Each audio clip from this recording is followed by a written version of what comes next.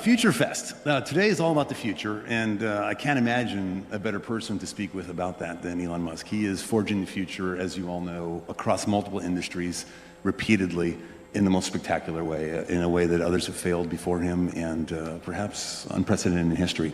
So I'm a big fanboy. Future Fest originally, I think, bounced around, and why this month, because this is a special month for Future Fest, is that for those of you old enough, and it looks like maybe 5 or 6 of you in the audience to have been around when Back to the Future, the movie, came out, they had this vision of the future in the second edition of that series where they fast-forwarded in a time warp to the future, and it was October 2015. And they had flying cars and hoverboards and biometrics and video calls and what looked like Google Glass a lot of the times and a lot of other stuff that was completely cockamamie. But some of those dreams were true, some were not. And as a framework for Future Fest, we can think to the past and our dreams that did or didn't come true. I think that's where we'll start, and then move to the future. We're sitting here today. What do we think the future may bode? So turn to Elon maybe as a starting point. As you think back to your high school days 30 years ago when we were both there and dreaming of that future, what about today is or isn't in accordance with what you thought back then? I mean, where have your dreams of the future, the bold visions, met or not met reality today? Well, I think the most remarkable thing that we do have today is the internet and access to all the world's information from anywhere. So that's having a supercomputer in your pocket is, I think, something people wouldn't have predicted. In Back to the Future. Yeah.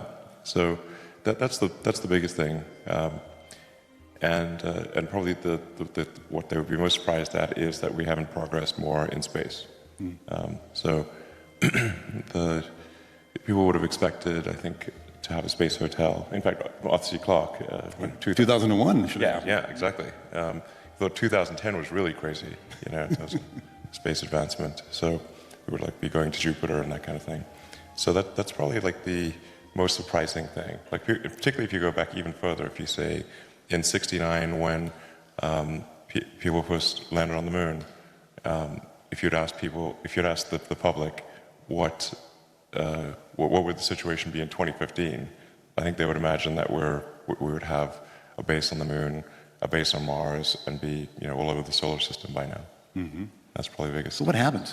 I mean, is there any pattern you can sense for where our dreams and science fiction realities drift from reality and where they are reality? Is there some reason you think, because we have dreams today of where that we're going to have these Mars colonies in the near future, and unless something jumps to mind, let me. I have a bunch of questions, by the way, from the audience as well here. I want to move to something a little more current as we move forward in time. 20 years ago, when we first met, you were starting your first internet company of 2, the one before PayPal, Zip2. And I know that in your youth, you envisioned a variety of industries that needed to change. When you were pursuing your first one, did you imagine you would get to the next one and the next one?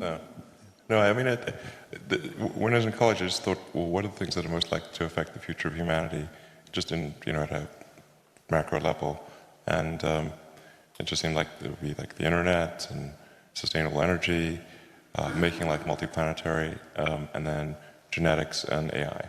And I thought the first 3, if you worked on those, they were almost certainly going to be good, and then the last 2 are a little more dodgy. In terms of the net benefit? Yeah. It's with a double-edged sword, and you're not sure which edge is the worse. Interesting. So it seems like begging the question, are genetics and AI the ones that are ripe for students today to be thinking about as they look to the future? I mean, they are. Yeah. My cousin, I have a younger cousin who's just finishing up sort of a physics and computer science degree, actually at Berkeley. We know. And he says everyone there is in the computer science department is working on AI. So I think we're going to see some crazy breakthroughs in the next few years on that front. Yeah, I want to come back to that later as we look more to your vision of the future. As you think back though to your younger self, where many of the people in the audience are themselves college students and either undergrad or grad programs and are thinking about the world they're entering. And I'm curious, this may be an odd question, but one that I find fascinating. As you think here today back to your younger self, is there any advice you wish you could have given your younger self with hindsight, given what you know now? Well, I mean, I give like a lot of advice. Yeah, dating, a whole bunch of things like that. Yeah, I got you. But it's just in terms of how to think about a life trajectory, perhaps, or how to pursue your passions. I mean, I'm reasonably happy with how things turned out. So it's like... Touche. Yes, not terrible. Yeah, that's a good point. So,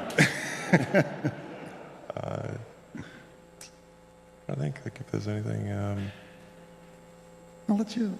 If something jumps to mind, let me know, but let me... I mean, apart from the obvious, like just telling my younger self exactly how the future will unfold, which is... Right. But that you know, wouldn't be... That's not exactly advice. More has to be encapsulated into sort of Like time warping wisdom. Yeah. Yeah, exactly. Like wisdom. I mean, there's a lot of things. I mean, it's sort of. I mean, certainly. Yeah. I mean, you know, listen more to critical feedback. You know. I mean, like a lot of things I learned in college actually were pretty helpful. I mean, I think the physics approach to thinking is very good, like the first principles approach. And you applied that broadly? Yeah, applying the first principles approach to thinking is, I think, a good way to figure out counterintuitive situations. You know, so I thought that was really a helpful thing to learn. That's good. Yeah, I mean, yeah. Sorry, go ahead. No, feel free to jump in, because I don't know how I'd answer that question. I mean, other than... Yeah, what would you do? What would you tell your younger self? It'll be all right. You weren't as dorky as you think. You know, advice like that, nothing really too actionable. Don't worry about it. Well, just don't be so insecure about everything you're insecure about. Yeah, would probably be advice to myself. But let's move on. I'm not used to thinking about me.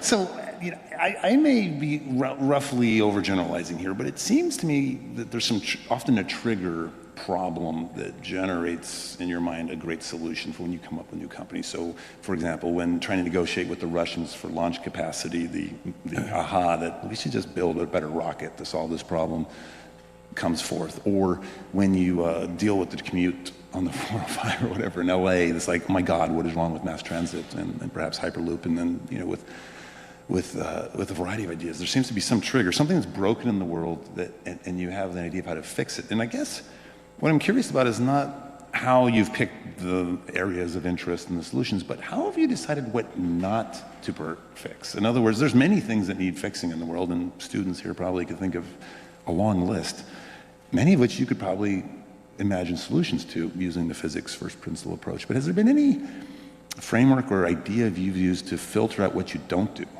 what you don't pursue? Yeah, I mean, well, if sort of follow what I did initially was, you know, well, you go back to like college times, I was working on energy storage technologies for electric vehicles. Mm-hmm. And that's what I was going to pursue at Stanford, actually, was work on like advanced capacitors and batteries to improve the energy density for electric vehicles. And then the internet was kind of happening. It was clear like the internet was happening like back in like 94, 95. And I wasn't sure if what I worked on in the PhD would actually be useful. So I was really concerned that if I... Why? Timing, or what was your intuition? Meaning, I think like, it could be academically useful, but not practically useful. I think it could result in a PhD and adding some leaf to the tree of knowledge, but then discovering that, well, it's not really gonna matter. Like, that's, you know, is it going to be a good enough thing to actually be used in an electric vehicle? I wasn't sure. I mean, so it was like, I was uncertain as to whether success was one of the possible outcomes.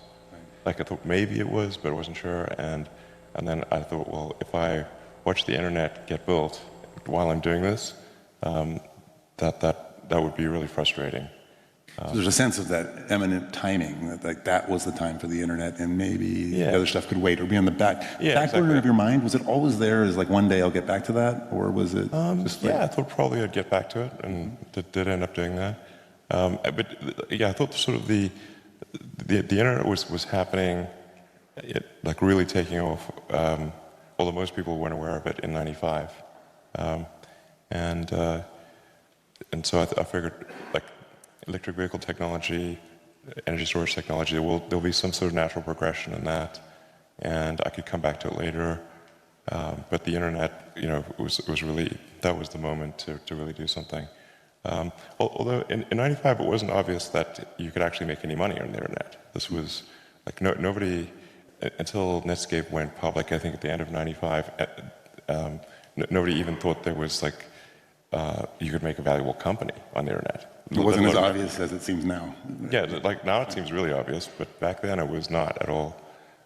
So it was really from the perspective of, it wasn't like, oh, I want to make a bunch of money. It was actually from, it's like, oh, I want to just be part of building this thing that I thought was like a nervous system. It was like, previously people had communicated effectively by osmosis. And, you know, you'd have to like basically physically, you know, connect with somebody to really communicate. You're like a letter. Like you'd send letters, like that, on paper. And with the internet, anyone who had a connection anywhere in the world would have access to all the world's information, just like sort of a nervous system in a so humanity was effectively becoming a superorganism, and qualitatively different than what it had been before. And so I wanted to be part of that. And yeah, so but initially the goal was just to make enough money to pay the rent. It wasn't you know, to do anything beyond that. And then, as many know, that much of that capital then got plowed back into your next businesses. Right, exactly. Exactly. So then and then the internet is also helpful because it's anything to do with software is a low capital endeavor. So I didn't have any money. I just had a bunch of student debt, and but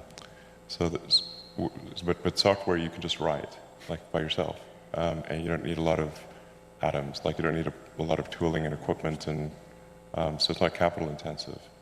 So the ability to start a company, if it's software related, and it's the first company, is much, much easier. Right. And yeah. It seems obvious now that, of course, the easier place to start, and then as you gain more of a personal reputation and have more personal capital, as some may or may not know, SpaceX was entirely funded by Elon for its first period, partially from, you know, and in an era when others probably wouldn't have funded it, right, in those earliest days. So. Well, and actually, I mean, what the precursor to SpaceX was not, the idea wasn't really to create a company. It was to try to figure out why we hadn't gone to send people to Mars. So we went from SIP2 to PayPal, and then going from PayPal to sort of the next thing, I was sort of thinking, well, is there some way to reignite the dream of Apollo? And I thought, well, it was maybe a question of, like, we'd lost the will to explore it. But I actually think that my original premise was wrong. We'd not lost the will to explore, but people did not think there was a way. And if people don't think there's a way, then they won't bash their head against the wall continuously. They'll sort of give up. So, but in the beginning, I thought it was a question of will. So, if we can send a small greenhouse to the surface of Mars, and you have seeds and nutrient gel, and you hydrate it upon landing, and then you'd have this little greenhouse on the surface of Mars, and people tend to respond to precedents and superlatives, and this would be the first life on Mars, as far as we knew, furthest that life's ever traveled. You have this great shot of green plants on a red background, and I thought, well, maybe that would get people excited about sending people to Mars. So the headlines were clear in your mind once you had success on what that would lead to catalyze action. And actually, the goal was to get the public excited about that and get NASA's budget increased. So that was actually the original goal. And so I went to Russia to try to buy some ICBMs in 2001. It was an interesting experience. A lot of vodka. Yeah, a lot of vodka. Yeah, it's crazy. But I couldn't afford the regular rockets, like the Boeing and Lockheed rockets are too expensive. And still are? Yeah, still pretty expensive. That's true. I had to, sorry. Wait, may I jump in here for a sec? Because the anecdote you brought up of wanting to change government policy and inspire the world to have a Mars program, if you will, whether it's popular uprising or space programs at the government level, I think it's a fascinating anecdote because, in a sense, what you were saying is I, as an individual, want to start a entity, business or otherwise, that will catalyze change, even beyond the company level or the industry level. And I see a parallel in other initiatives you've taken on, in that if you look at the goal of Tesla under your leadership, it is to usher the transition to all vehicles being electric, not just the cars that currently are produced by Tesla. And with Powerwall and Solar City, arguably the description is one of ushering in a wholesale shift to renewable energy. Many of the solutions required wouldn't be provided by the companies you're starting. And so as I deal in entrepreneurship as a venture capitalist every day, we see this incredible scope of ambition here that is breathtaking. Like change the world, what Steve Jobs and others talk about in a company, maybe shifting an industry, but we're talking about shifting like the entire zeitgeist of the world in a sense, and maybe eventually other worlds. So my question is, do you start always in your mind with that as a, like where's the starting point? Is it, okay, I see this arc of a story, like the Mars example or renewable energy, and then do you pull back to where's the best product to get it unstuck? Like, why isn't this happening? And like, if I solve that problem, then it unlocks value. Like, how does that happen in your mind? Sure. So, I mean, I should say, like, when we started SpaceX and Tesla, I mean, I really thought the probability of success was very low. I mean, it wasn't like I think, oh, we'll definitely be successful. I thought we'd be like maybe 10% likely. Well, yeah. And we came very close to both companies not succeeding in 2008. You know, we'd had 3 failures of the SpaceX rocket, so we were 0 for 3. We had the crazy financial recession, like the Great Recession. The Tesla financing round had fallen apart because it's pretty hard to raise money for a startup car company if GM and Chrysler are going bankrupt. Like people, it's partly for the upside. Yeah, that was a tricky one. You know, unfortunately, at the end of 2008, the fourth launch, that was the last launch we had money for, worked for SpaceX, and then we closed the Tesla financing round, as you know, Christmas Eve, 2008, last hour of the last day that it was possible. Yeah, and thanks to you. For those who don't know, it's the most extraordinary act of entrepreneurial zeal and commitment I've ever seen, where Elon personally saved Tesla in those hours, like when no one else would write a check. He spoke for it all, and that flipped the mentality from fear to greed, and everyone joined the bandwagon, and everything changed from, you know, divoting into the ground to success. But you were willing to go like net negative personally of his entire net worth, and it's a remarkable story. Well, thanks for supporting, by the way. That was much appreciated. Yeah, we were happy to fall right behind in line, but it was all him. So I guess on this idea, though, of the big picture, I'm curious, in the way I heard you just now describe the greenhouse and the headlines is interesting. Do the marketing headlines flash through your mind as you introduce new products that are a step to a much grander vision? I'm curious because it seems like it has two purposes, like getting employees, customers, everyone really gung-ho about the vision, but it also makes it larger than life in so many ways. Well, I mean, if you're trying to convince the public to do something, you have to say, okay, how's this going to read? And what message are we going to try to convey?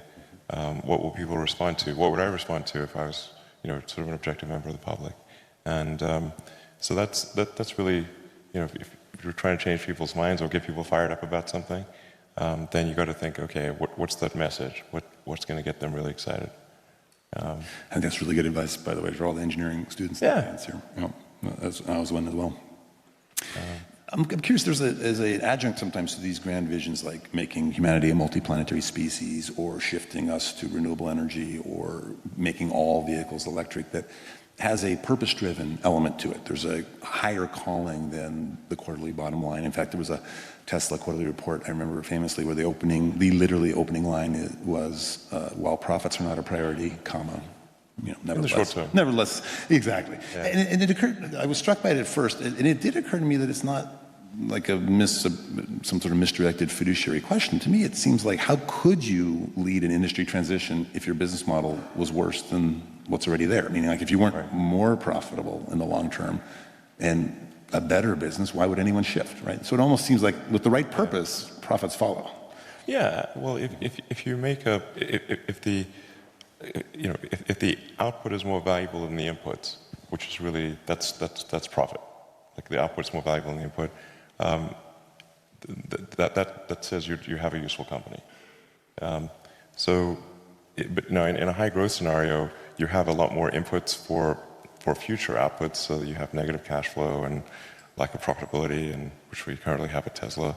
But in the long term, of course, that has to be fixed. There can't be negative cash flow in the long term, and that there needs to be a net positive output, which is sort of profits in the long term.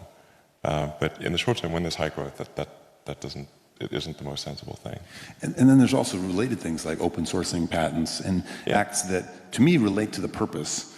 Let's let the whole auto industry do this. And I'm curious, what do you see from your vantage point as the benefits of a purpose-driven company? Meaning, when you have this thing that every employee and customer knows is the purpose of the company, how do you see that flowing through to benefits for the company?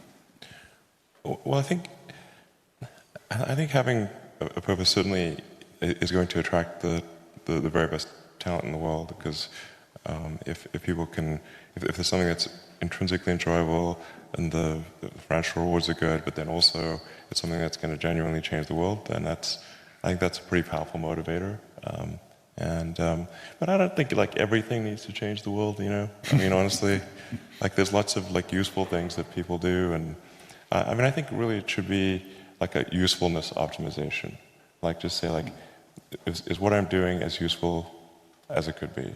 You're talking about the goal of an organization or a goal in general, yeah. And you know, just even if something isn't changing the world, if it's making people's lives better, I think that's great. And you know, even if something's like making only people's lives only slightly better, but it's a large number of people, then kind of like the area under the curve is quite good.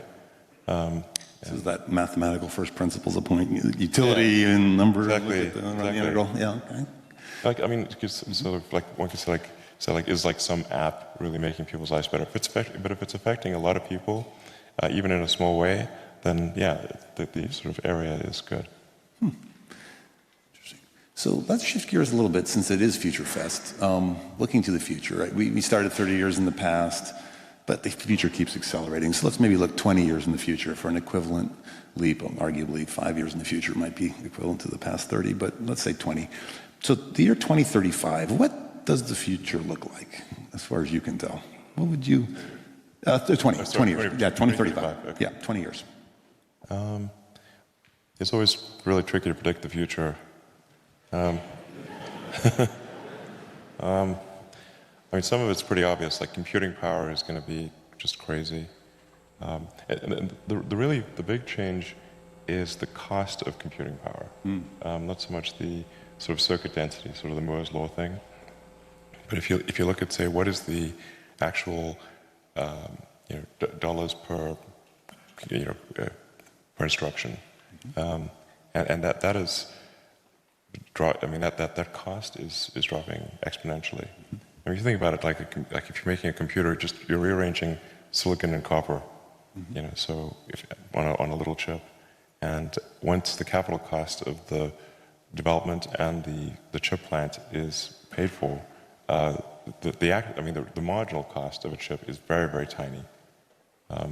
So I think we'll see massively parallel computers and computing power and storage being, you know, as much as you want. And it's interesting, I too start with that. Like if I don't know what else to predict, but as a foundational thing, this seems like the safest starting, you know, premise. But then what does that ripple through to in fields like genetics and AI, which you mentioned, autonomous driving, space-related topics? I mean, just ubiquitous computing everywhere. I think AI is going to be incredibly sophisticated in 20 years. When does it first wake up? It seems to be accelerating, and the tricky thing about predicting things when there's an exponential is that an exponential looks linear close up, but it's not linear. So and AI appears to be accelerating, from what I can see. And do you look at autonomous driving and point AIs like the Siri-like functionality as your guidepost? Well, I had sort of a debate about something like, is AI accelerating or not? And like he was saying, well, what's the y-axis? You know, if it's accelerating, you got t on the x-axis, but what's the y-axis? And I said, well, I thought about that, and I think you could have a recursive y-axis, so that if at any point in time your predictions for AI are coming sooner or later, that actually would help define whether it's accelerating or not. Whatever that axis was. So you might just look at the net change. It's sort of a recursive axis. Like, so if in any given year, if you find your predictions are going further out or coming closer in, that actually, you know, is one way to think of acceleration. Because otherwise, what's the qualitative or quantitative measure of AI? I was saying, like, if a given technology is always 20 years in the future. Yeah, if it's always 20 years in the future, it's like more logarithmic. So does AI seem like it's one of the most fastly accelerating things that you're aware of? Yes. And I can certainly see that with autonomous driving, where 3 years ago I thought it was 10 years away, and then 2 years ago I thought it was 5 years away. Now I think it's 3 years away or less than 3 years away. Wow. So, and when you say away, like released to market, available for consumer adoption, as opposed to prototyping? No, I mean like the technology works. There's a sort of second question as to when regulators would approve it. Yeah. But like, good luck with that. the technology works technology works as a general solution. So like autonomous driving, like basically works anywhere. So it could be sooner for point things, like highway only, or. I mean, highway only, we're already in public beta with this at Tesla, so we'll be hopefully in the next several weeks releasing to all of the cars that have the autopilot hardware, which is all cars built in like roughly the last 12 months. Wow. And so this seems like one of those things that once you've experienced it, the inevitability of it becomes more apparent. Kind of like the first time I sat in an electric vehicle, it's just so clear, and same with autonomous vehicles. Do you think that will help persuade public opinion? And like the regulatory question is an interesting one, because as technology continues to accelerate, human nature doesn't, and acceptance of change. I'm just not sure if there's, like, as we look out in the future, should we assume that no matter how fast something like Moore's law accelerates, there's always the counterbalancing force of human nature and habit? Yeah, I mean, I think there's always going to be the sort of there's always going to be human nature, and it's sort of difficult to predict. I think how that will affect things. But I mean, I'm not sure if I fully answered your question. So in terms of what I think 2035. Oh yeah, please. So for sure, ubiquitous computing, AI that's beyond anything like the public appreciates today. I think we'll have most of the new vehicles being produced being electric, and we'll probably have a supermajority of energy being produced being sustainable. So I think we're headed solar primarily in your mind. Primarily solar, yeah. So I think those are sort of some good things. Like I think we'll be hopefully on a good path for sustainable energy. Sooner is always better, but I think by 2035, I think we'll be substantially like most of transport, most of new energy being produced will be sustainable. Broadband everywhere? Broadband everywhere, yeah. Mars colony? And hopefully a small base on Mars, or a small city on Mars in 20 years, yeah. City, did I hear? Well, okay, fine, town, village. Hamlet. I mean, that's exciting. I mean, that could get people fired up about the future. Yeah, I do. I agree, exactly. I think that the idea of being multi-planet species and getting out there and exploring the stars is one of those really inspiring, exciting things. I mean, just as Apollo was incredibly inspiring to everyone around the world. And even those, I mean, only a very tiny number of people went there, but I mean, vicariously, we all went there. And I think that's true of if we have a Mars base as well. And it's very important that we have things that are exciting and inspiring in the future. Because otherwise, why get up in the morning? You know, if it's just about one sort of sad problem after another, it's like life's not worth living. Are there any other things that excite you a lot about the future beyond the multiplanetary species, perhaps AI, although it may scare you, as well as excite you, the autonomous vehicles? Are there any other planks that you think, looking forward 20 years, would be like, this is what I really get excited about? Well, I mean, so for sure, Mars and sustainable transport, like those items, I think are really, and sustainable energy. Those are, I think, really cool things. I mean, in terms of getting excited about it, I mean, it's like, I think we'll probably start seeing like more like truly cyborg activity, like human brain like brain-computer interfaces. Okay. Like there's alongside the AIs that are purely synthetic? Yeah, I think so. It's the only way we can relate, I think, you know, and have a conversation. Yeah. I mean, there are amazing things happening these days. Like they've been able to figure out how to do an artificial hippocampus in rats and monkeys, and now they're looking at doing that to solve severe epilepsy. About half of severe epilepsy cases originate in the sort of hippocampus, and by having sort of an artificially augmented hippocampus, they can actually solve, I believe, the severe epilepsy cases. Wow, that's amazing. So it's like, I'm like, wow. And you can read and write information back to the chip from your brain at the individual neuron level, like today. Pretty exciting. Yeah, the whole field of biology and things inspired by biology and the information systems biology fascinate me personally as a computer science oriented person. Before I go to the student questions, which I'm about to do, there was one last story I wanted to share that we experienced together and ask your thoughts about it. We were in Hawthorne, Texas, when the grasshopper vehicle happened. I mean, a spectacular explosion right in front of us, and right. Exactly. I mean, like I brought the SpaceX board out to take a look at one of the vertical takeoff and landing tests, and of course, that's the one that blows up. And we're all in a tent, you know, like, with a glass of water. Like, whoa. Whoa. I mean, you feel the repercussions, and walking through the steaming. Yeah, call that a RUD. It's a rapid unscheduled disassembly. That's right, a RUD. Yes, rapid unscheduled disassembly. Anyone in rocketry, like a hobbyist or professionally, knows what that one is. Every component part is just strewn across. And as we walked, one of the other board members asked, and maybe in a cheering up kind of method, with some quoting Bill Gates or somebody that said, you know, if you haven't failed, then you're not learning, or that's a paraphrase of the quote. And I remember your reply, and I have it written as a quote because I want to put it on a placard. Given the options, I prefer to learn from success, which I think is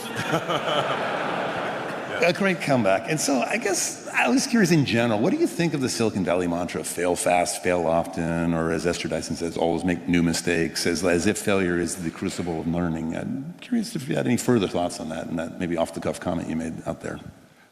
Well, I mean, there are many sort of, I mean, I think there's like some entropic basis for this. Like there are many more ways to fail than to succeed.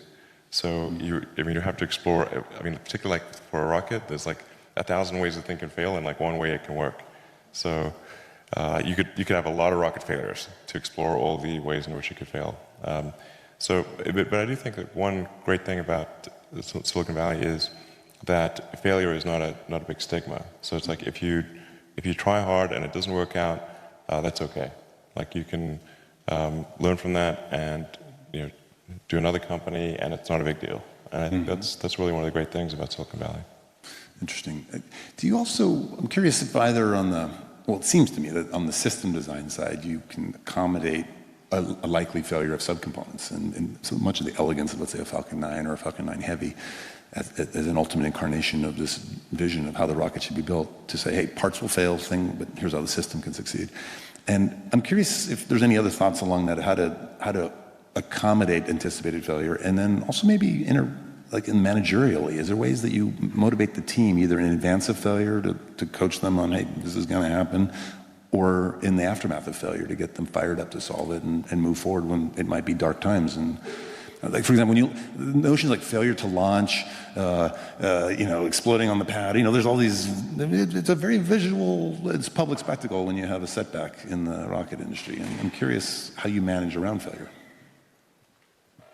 I think it's like quite painful and difficult, honestly, and it feels terrible. The company is sort of looking to, me to, rally them, and so I do.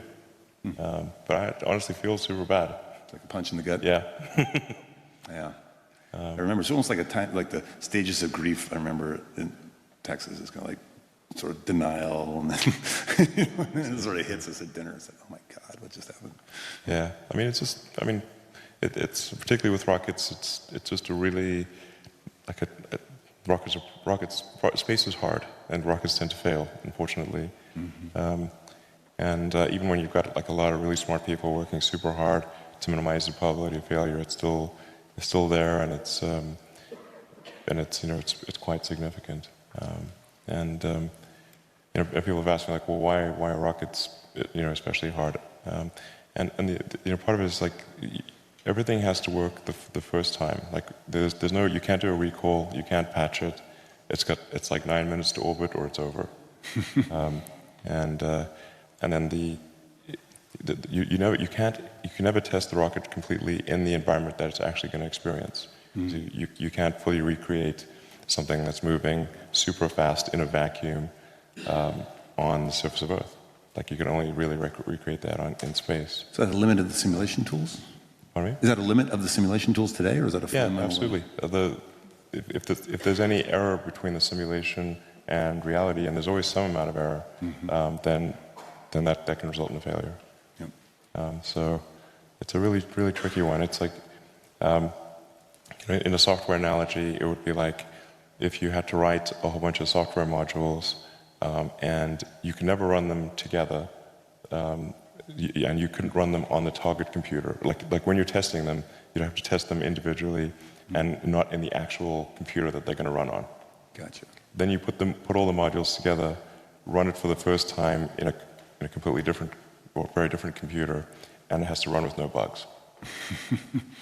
That is difficult. Yeah. The software analogies to rocket design are deep. The modular reuse. I mean, there's many of these. Like those who aren't familiar, it's not like this is an aerospace engineer by traditional training coming, but is in fact radically changing the industry. I think applying a CS perspective to industry after industry, I'm like, how would a computer scientist or a physicist approach the problem, which oftentimes is a solution very unlike the industry incumbents. There's a certain elegance to it, at least from the outside observer like myself.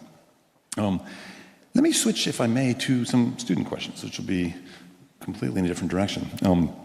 First one comes from Nick Zhu in an architectural design co-term, so this will be switching more to the other side of our brain for a moment.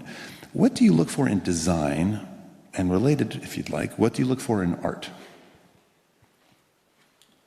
Design might be more immediately relevant, but that's where he's coming from. Sure. Mm-hmm. I think there's, you want to make something beautiful. I mean, you want to trigger whatever fundamental aesthetic algorithms are like in your brain. You have, I think, some intrinsic elements that represent beauty, and that trigger the emotion of appreciation of beauty in your mind. And I think that these are actually relatively consistent among people. I mean, not completely. Some people not everyone likes the same thing, but there's a lot of commonality, but I think it is important to combine aesthetic design with functionality. Like the thing that's like, if you say like what was really hard about, say, the Model S or the Model X, was to combine aesthetics and utility. So to balance the two. You can make a car look very good by giving it sort of certain proportions. like making it sort of low and slim, but if you do that, the utility is significantly affected. So the big challenge with say the Model S was trying to figure out how do we get 5 adults plus 2 kids, because we want to have sort of a 7-seater. It seems like the Dragon and every Tesla has room for 7. 7. 5 children, I can see that might be an important design parameter. I really don't think we should take the whole family on the spacecraft. But that, like, the big challenge with the S was having a car that had a high utility and looked good, and the same with the X. So to make a sports car look good is relatively easy, but to make a sedan look good or an SUV look good is quite difficult. And I think another principle is you want to have it feel bigger on the inside than it looks on the outside. And that's also a really hard thing to do.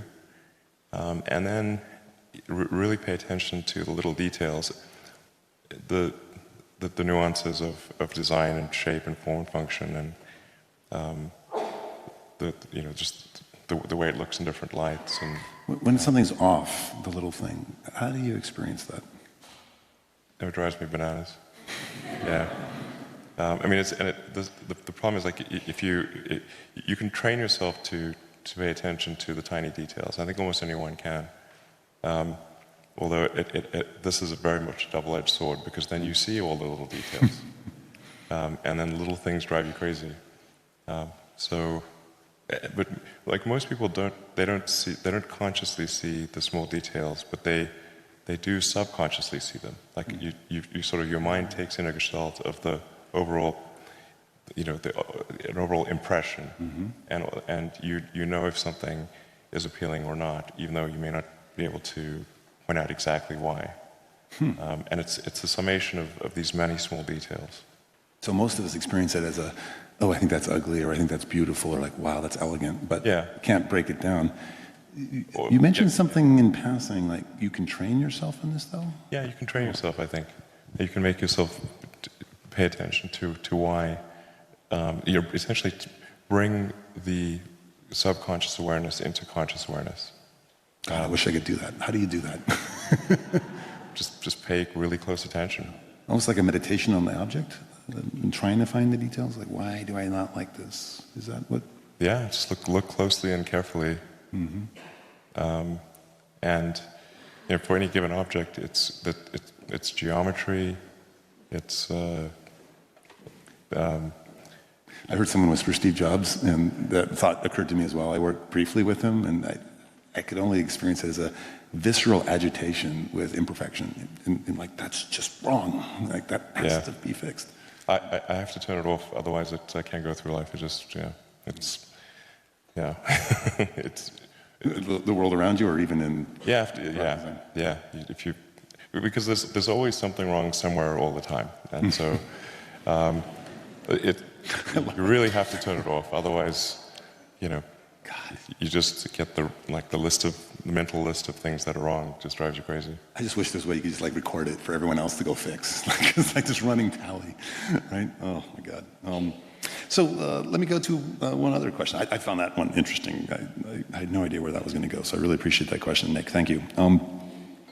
Let's see, which one of these do I want? There's some combination of questions. Let me mention both, and you can pick which one you like more, because they both relate to colonizing Mars.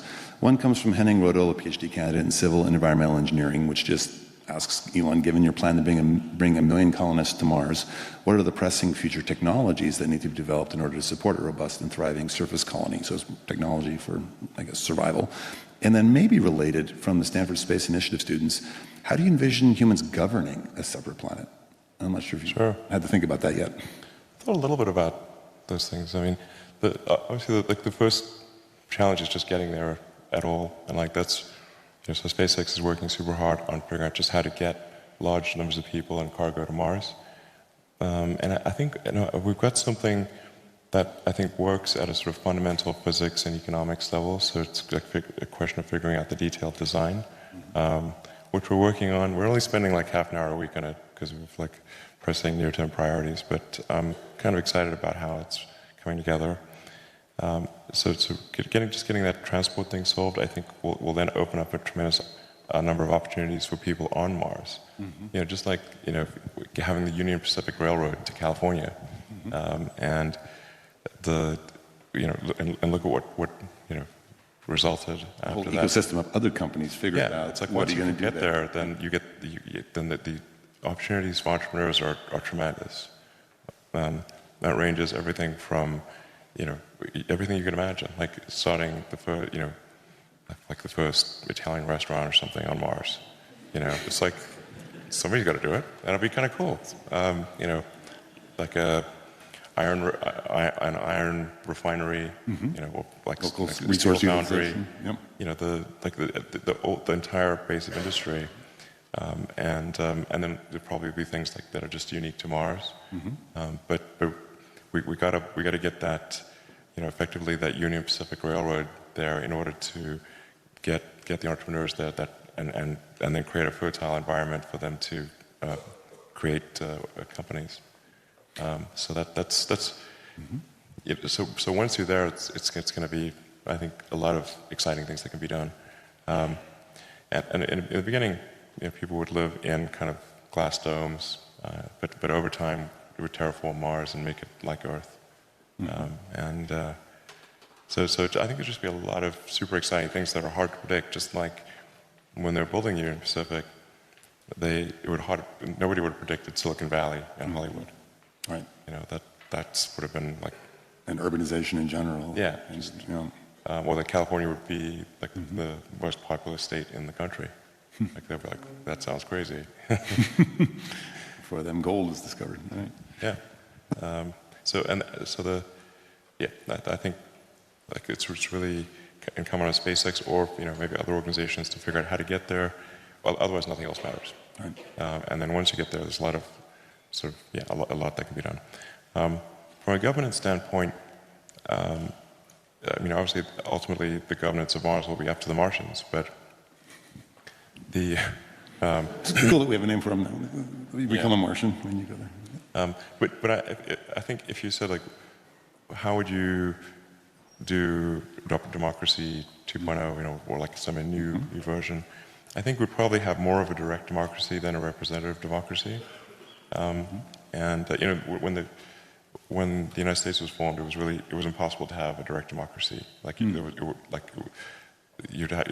even sending a letter took weeks. So there was no way that people could like vote directly on issues. You had to have representatives. Interesting. So I think probably there would be a more direct democracy. And is this thing about the latency of communication from Earth? That'd be its own thing? Just communication errors and communication latency. When you have letters that take weeks to get anywhere, would have made governance almost impossible. I think if it hadn't been a representative democracy. And you had a lot of people who couldn't even read or write, so... That's fascinating. I was just wondering if you were to start over with a clean sheet of paper on governance, do you think a framework that could be envisioned that encompasses other sentient beings to come, meaning the AIs and others who might clamor for their rights alongside, right? It's difficult to predict, but I can say, I think probably we would aim for a more direct democracy. And then and I was talking to Larry Page about this, and he had a good suggestion, like we should limit the number of words in the law. Because we have these 1,000-page laws that get passed, and nobody's read them. Twitter equivalent of parsimony. Yeah, I don't know, 1,000-word letter count or something like that. Like if you can't write the law in 1,000 words, then probably it shouldn't be there. And just we shouldn't have a single law passed that's like the size of Lord of the Rings. That's right. And literally not a single person in Congress has read the whole thing. It's like the tax code. It's unscrutable. Yes, exactly. So there's that. And then I think laws also have an infinite lifespan unless they're given some sort of sunset period. So probably it would be good to default laws to have a sunset period. Like, and if it's not good enough to be renewed, then it goes away. And maybe some hysteresis in making it easier to remove a law than to put one in place. You can just imagine, because like over time, like the body of law just gets bigger and bigger and bigger. So like how do you avoid that?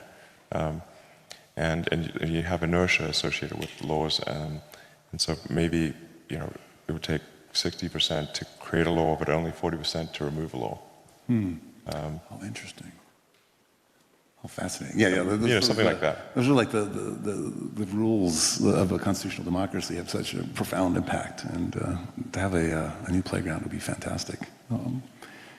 There's something embedded in what you said a moment ago that I want to highlight on a transition to perhaps a closing question. I heard in passing, I think about some of these things about a half hour a week, if I heard you right, and this is, I think, a profound thing to dwell on, is that he's changing the world in so many areas, and many entrepreneurs I see get, and myself included, enamored with all of the possibilities of a future Mars base, of the terraforming, of every aspect of it that might need to come into being. And I find myself often distracted by those future questions that are a little less relevant today. And what you just heard was, we got to solve the railway first. Like, let me put 90%, 95% of my effort into that, and not get distracted by all the other interesting questions that need to come later. And I remember a few years ago, maybe 3 or 4 years ago, trying to get you to brainstorm with Craig Venter about, doing a sample return from Mars and sending a genetic sequencer there to help understand life there that might exist, et cetera. And I remember profoundly the response was, that is a really interesting topic, but I got to get these rockets to work first before that's going to be relevant to me, and let me hunker down on what's important here. And that ability to prioritize it on the stepping stones to a huge vision. It's this interesting dichotomy, like not just pure visionary, scattered across many things alone. It's clear sense of where we're heading, chaining back to the present, and making sure we're taking the right steps to not fumble the future, if you will. I wish we could all do that in the way we try to implement change. So let me move, if I may, to one last question, which could be broad or not, which is, there's a lot of people here from all kinds of parts of the world, and I think everyone who hears your story, an immigrant from South Africa through Canada to the US, taking on 4 or 5 different industries with great aplomb and success, is inspiring. But it's not just that you've had business success or technology success, it's that you really are changing the world for the better in these areas. And so I guess maybe as a closing question, again, looking from the present to the future, what do you see as the sort of the biggest pressing problems that need to be addressed? This may, in fact, require you to pull that filter off for a moment on the things of the world that are broken. And if everyone here in the audience could be a change agent themselves in their area of passion, what would you hope to catalyze today? If you could say, guys, go solve this big area problem and figure out why it's broken. Honestly, I don't think everyone needs to go, try to solve like some big world-changing problem. I think that, like, I really think like we should just think like, are we doing something that's useful to the world? Like, if you're doing something useful, that's great. Imagine it's like Animal Farm. I really think some things are more useful. Sure. Sure, but maybe one of your personal pets. Like, I just think that like just sort of a usefulness optimization is like, that's like a really good thing.